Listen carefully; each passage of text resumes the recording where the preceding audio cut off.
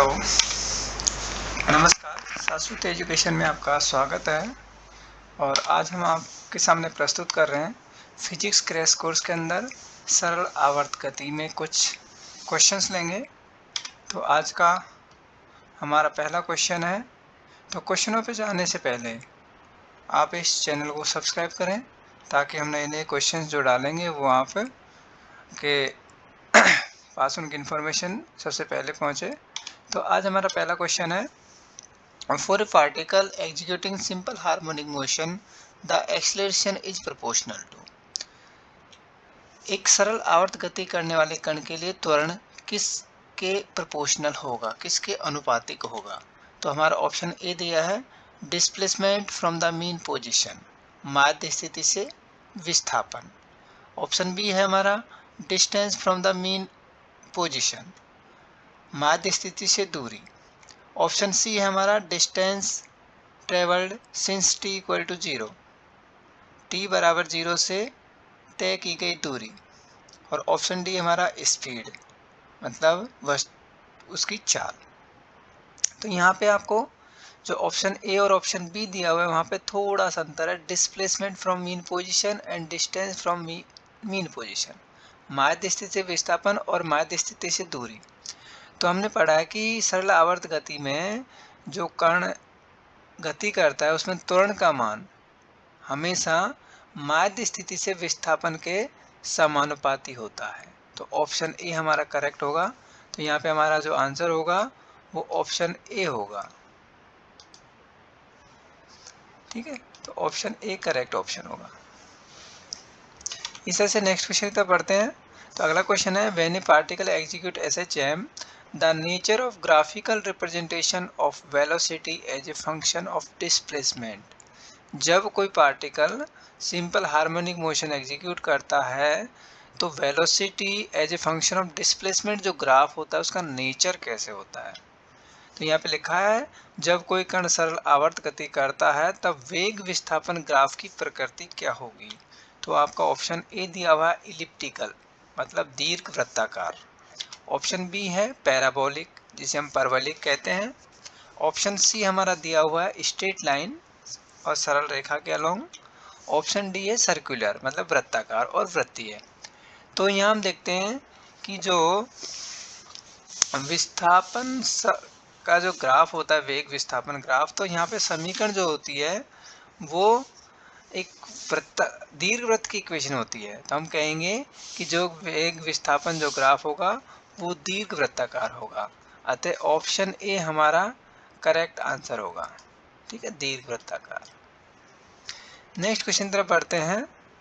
तो अगला हमारा क्वेश्चन है, if the time period of a 2 metre long simple pendulum is 2 second, the acceleration due to gravity at the place where pendulum is executing SHM is. जहाँ पे pendulum simple harmonic motion execute कर रहा है उस place पे acceleration due to gravity कितना होगा। तो हमारा जो सरलोलक की लंबाई दे रखी है, तो 2 मीटर लंबे सरलोलक का आवर्तकाल 2 सेकंड है। जिस जगह सरलोलक दोलन कर रहा है वहाँ गुरुत्वीय त्वरण का मान क्या होगा। तो यहाँ पे ऑप्शन ए दिया है 2 pi square metre per second square. Option B 16 metre per second square. Option D 9.8 metre per second square. Option D pi square metre per second square. तो यहाँ पे हम देख रहे हैं कि हमारा जो ऑप्शन ए होगा वो करेक्ट आंसर होगा। अगले क्वेश्चन तरफ बढ़ते हैं। तो अगला क्वेश्चन है हमारा, the average acceleration in one time period in a simple harmonic motion is. सरल आवर्त गति के एक आवर्तकाल में औसत त्वरण का मान क्या होगा। तो यहाँ पे हमारा ऑप्शन ए दिया हुआ है A omega square. Option B दिया हुआ है A omega square upon 2। Option C दिया हुआ है A omega square upon root 2 and option D दिया हुआ है 0। तो यहाँ पे हम देख रहे हैं सरल आवर्त गति में जो त्वरण का मान होता है वो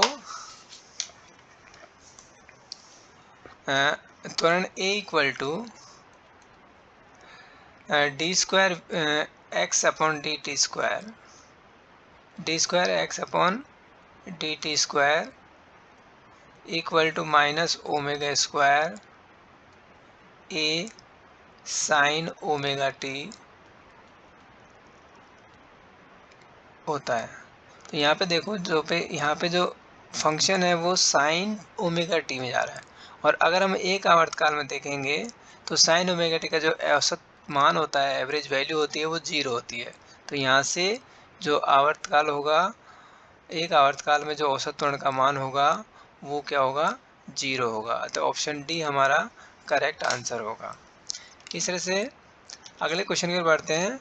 तो ए spring mass system performs SHM if mass is doubled keeping amplitude same, then the total energy of SHM will be।